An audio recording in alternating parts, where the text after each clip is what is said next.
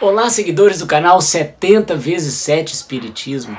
Meu nome é Marcos Rosa e hoje nós vamos falar com você sobre a obra Os Mensageiros de André Luiz, ditada a Chico Xavier. E que livro, pessoal!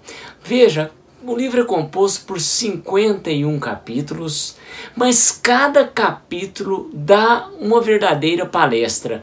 Tamanhos são os ensinamentos contidos em cada capítulo. Um livro para ser lido como estudo, embora ele seja um romance.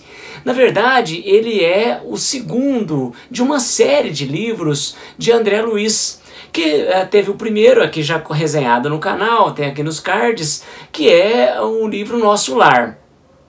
Então nós temos aqui a história de André Luiz no mundo espiritual, ele que termina o livro Nosso Lar, né, voltando à colônia espiritual, e ele... O capítulo 1 chama-se A Renovação, porque na verdade ele deixa para trás aquelas emoções de posse de seus familiares. Ele vê lá em Nosso Lar que a esposa convola núpcias novamente, que uma das filhas não quer sequer falar dele. Num primeiro momento lá em Nosso Lar ele fica chateado, mas depois ele compreende que tanto o novo cônjuge da esposa, como aquela situação familiar se deve à questão espiritual, e que ele é irmão daquelas pessoas, e não mais o marido ou o pai que fora outrora. E a gente tem então aqui nos Mensageiros, André Luiz já bem aliviado, né, dessa questão muito mundana, que é a parentela. Ele identifica que somos todos irmãos em Deus. E ele começa então a almejar novas experiências no mundo espiritual. Ele vai ser inclusive aconselhado por Narcisa, que era aquela companheira dele ali naquela câmara reparadora em que eles trabalhavam. Então ele vai até Aniceto, ele é apresentado a Aniceto, um espírito superior que tem ali ele reúne 50 espíritos lá na Câmara de Comunicação para poder desenvolver trabalhos aqui na Terra. E então eu divido o livro nesse momento de preparação espiritual de André Luiz, em que ele vai ter contato com médiuns que vieram encarnados para a Terra, mas que na verdade não conseguiram cumprir suas missões, ou seja, lá nessa Câmara de Comunicação, eles até sabem que vão vir para cá com a mediunidade, e que a mediunidade é uma grande ponte entre o mundo dos encarnados e os desencarnados, e que eles devem então desenvolver essa mediunidade em prol das pessoas para fazer a caridade, cumprir a sua missão e conhecerem-se a si mesmos. No entanto, nesse momento, né, André Luiz, lá na Câmara de Comunicação, conversa com alguns médiuns que voltaram ao plano espiritual sem sucesso. Eram médiuns que ou não desenvolveram sua mediunidade, preferiram ficar na omissão, ou médiuns que se mostraram vaidosos com a sua mediunidade e então foram para um caminho da vaidade, do orgulho, ou médiuns que até cobravam pelas suas mensagens vinda do alto. Então eles voltam, eles retornam e confessam a André Luiz, né? Isso é legal desse livro, porque André Luiz, ele nunca é superior a ninguém, ele é um grande aprendiz e ele nos passa isso com primazia. Então eles contam para André Luiz os seus fracassos, né, que perderam muitas das vezes existências, poderiam ter resolvido já as suas missões no plano encarnado, mas vão ter que voltar num breve momento como reencarnados para poder elucidar e resgatar suas missões. Então o livro é dividido nesse momento do plano espiritual. Depois nós vamos ter André Luiz com um amigo que é Vicente, com Aniceto, indo para um posto de socorro, e ao final um momento do trabalho na Terra propriamente dito, no mundo dos encarnados. Tudo isso que eu vou te contar acontece numa semana. Muito bem, Eles passam então por essa reunião em que vai se passar como será o trabalho, e depois eles vão para esse posto de socorro. Nesse posto de socorro eles encontram o Alfredo, que é o administrador, e a Ismália, que é a esposa dele. O livro deixa claro que Ismália é um espírito superior. A Ismália, ela vem ficar com Alfredo com certa habitualidade, mas ela não tem autorização para morar no plano espiritual de Alfredo. E até André pergunta por que a Ismália não vem para cá, já que ela é espírito superior, ela pode ficar no plano inferior. E na verdade é explicado, André, e a nós é explicado, né, que na verdade Alfredo é que tem que evoluir para chegar a Ismália. E nós vamos ver, então, através desses requintes do romance, né, ter grandes explicações teóricas acerca do Espiritismo. Imperdível, um livro que você não pode deixar de ler. Pois bem, nesse plano de socorro, nesse posto de socorro, nós vamos ver várias entidades que estão ali necessitadas de um amparo, de uma palavra amiga dos espíritos ali presentes. Né? Muitas das vezes essas entidades elas precisam de amparo, inclusive de alimentação. Elas têm entidades que estão numa situação de flerte com a matéria tão grande que eles têm que permanecer adormecidos ali, sendo alimentados, tamanha essa ligação com o plano material, que eles acham que eles precisam de alimentos para sobreviver. E aí vem a importância da prece, né? A prece é colocada ali como um verdadeiro bálsamo para essas pessoas que estão ali dormindo, a ponto de algumas inclusive acordarem, né, e saírem correndo.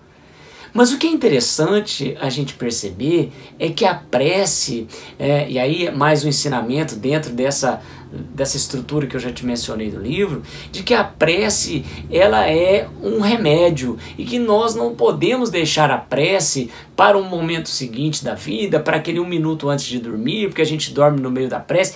A prece tem que ser algo habitual e nós temos que ter a crença, a fé de que a prece realmente ela tem muito mais valor do que a gente dá para ela aqui. Inclusive nós temos um vídeo sobre prece aqui no nosso canal. Dá uma chegadinha lá. Bom, depois dessa questão do posto de socorro, nós vamos ver que lá no posto de socorro há momentos, inclusive de vida social. Eles vão encontrar com a família Bacelar, eu falo eles porque tá André, Luiz, Aniceto e Vicente. Quem que é Vicente? Vicente é um colega que André Luiz encontra no plano espiritual, naquele momento da Câmara de Comunicação, e eles se identificam porque Vicente é médico. E lá, Aniceto tinha muitas regras para entrar dentro daquele grupo seleto de 50 entidades. Uma delas é que as entidades iriam estar juntas pela função que exerceram na vida encarnada, e os dois eram médicos.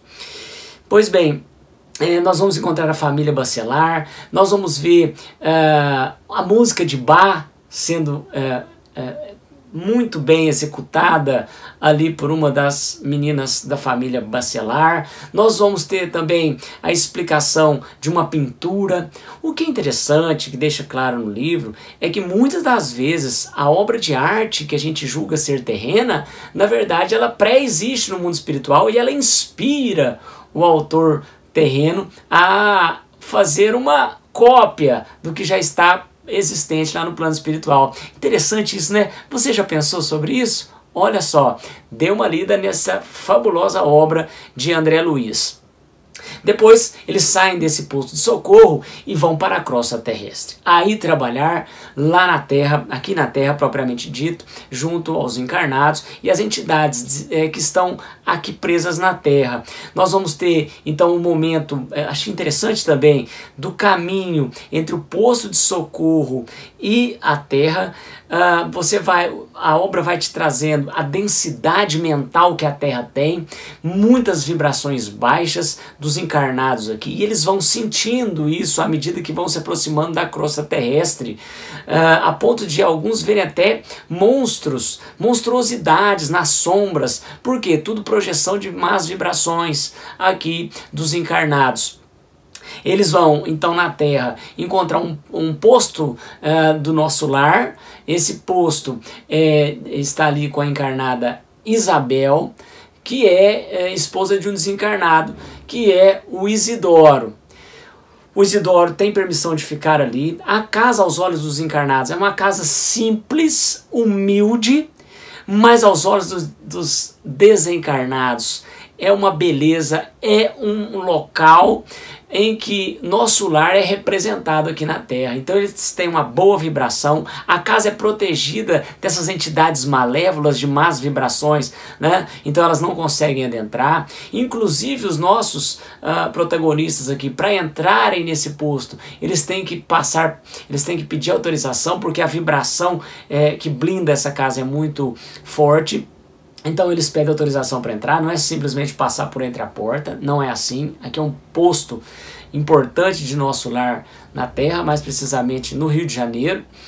E ali eles vão tomando conhecimento, vai se falar do culto no lar, do culto no Evangelho do lar, a importância, porque Isabel fazia o culto no Evangelho do lar com seus filhos, a importância desse culto. Nós também comentamos sobre o culto no Evangelho do lar aqui no canal, veja aí nos cards, como fazer o culto do Evangelho do lar. Você como espírita tem que fazer, se ainda não faz, passe a fazer, você vai ver que vai mudar a vibração da sua casa. Isso é fundamental, não deixe de fazer. Então você tem também ali uma reunião mediúnica. Eles vão fazer reunião mediúnica e aí há grandes ensinamentos sobre a reunião mediúnica, que não tem a ver com o culto do Evangelho do lar. Inclusive não é interessante que chegue no culto do Evangelho do lar a incorporar-se. Não, culto do Evangelho do lar é o estudo do Evangelho com a família. Beleza. Já a reunião mediúnica é feita num outro momento, e aí sim vai se prestar socorro, né, àquelas entidades que estão presas aqui na Terra por suas paixões, por não acreditarem que já inclusive faleceram. Elas estão tão arraigadas à matéria que elas acham que continuam vivas e que simplesmente as pessoas deixaram de vê-las.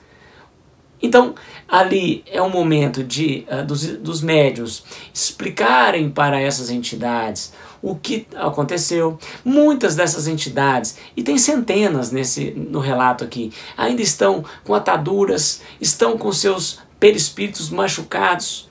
Por quê? Pela vibração ser material, elas acreditam que ainda nutrem as doenças que as levaram para o outro plano. Então, é um momento de esclarecimento, sem dúvida nenhuma, uma missão. Os médiuns têm essa função de serem os grandes mensageiros do plano espiritual para o plano aqui material, dos encarnados. Fantástico isso, como o André Luiz vai nos ensinar aqui. Depois nós temos o chamado dessa equipe, né, André Luiz, Vicente e Aniceto, porque há duas situações ocorrendo ali fora da reunião mediúnica, né, que é uma menina, a Cremilda, que faleceu, mas se recusa a sair do corpo, porque ela não tem conhecimento religioso e ela fica ali presa. O noivo, que já era desencarnado, chega para levá-la e ficou ali por 6 horas chamando ela se recusando. Por quê? Tudo por falta de conhecimento, né? Falta de conhecimento do plano espiritual, né? Então pessoas muito presas à matéria. Então o Aniceto vai chegar para o noivo e dizer: olha, não adianta você ficar aparecendo para ela que ela está achando que ela está viva ainda, e quando te vê, isso causa um choque nela. Então o noivo é afastado, ele afasta, né, por livre-arbítrio, e aí Aniceto consegue colocá-la em sono, e aí sim, ela dormindo, o noivo consegue levá-la para o plano espiritual, né, para um posto de socorro. Também há o caso de um moribundo. Ele está morrendo de câncer, e a família que está ao entorno dele não deixa ele completar o desencarne. Ficam emitindo ali luzes acinzentadas que dificultam o desencarne por completo. Então é aquele momento em que a espiritualidade está toda ali aguardando, mas não se consegue fazer o desencarne porque a família não deixa.